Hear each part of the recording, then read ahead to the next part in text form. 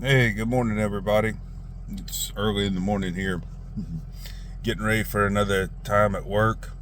Um, you know, there's a lot of hysteria that you see out here, and there's a lot of hysteria that you see in real life. There's a lot of crazy things. Now, I don't blame people for being human or not getting things exactly right. I don't blame people for that. People are where they are. But there are some misconceptions because it's generally speaking, it's not being convinced about God's righteousness. Okay? Because God's righteousness is transformative, it will begin to transform you. Man's righteousness is not righteousness, at least not in any sustainable way. So, there was something brought up about where in the book of James and the book of Hebrews, Rahab is called a harlot. And that's what it says. It doesn't say that, she repented. It doesn't say any of those things.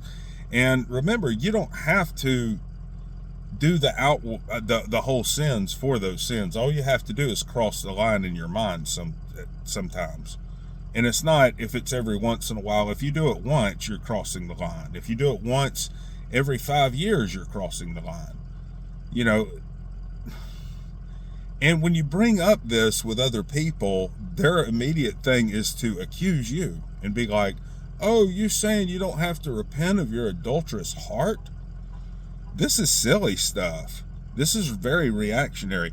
What about Jonah? Jonah was bitter.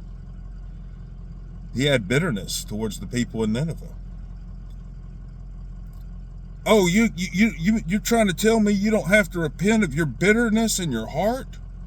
Yeah, this is so reactionary, and you got to ask yourself, how long have these people been at this? And of course, we've all been there before at one time or another, but it's the principle behind it. Okay, it's the principle behind it. All of these stories illustrate and teach us something about God's righteousness. Never mind what man can do. Man can't do anything without God. But these stories demonstrate God's righteousness. Okay? That's the important thing. When you're looking at man's righteousness, and then people say, well, why aren't you preaching against sin? Why don't you? Because we point at the solution. Why don't you preach against something that man can't fix about himself anyway? And they can't. Oh, they might be able to clean up a little bit here, a little bit there, or whatever like that, but they can't clean up their sin. But God can transform that person. He can save that person. He can save them right where they're at. He can begin to instruct that person. But these other people and their theological systems, they want to get right in the middle of everything. And then everybody acts like what these men believe, or because they have education or whatever, it's just automatically going to be true. Because it's, after all, so many people believe after it, right? Well, my friends, we got to ask ourselves questions about these things. Anyway, y'all take care and talk to you next time.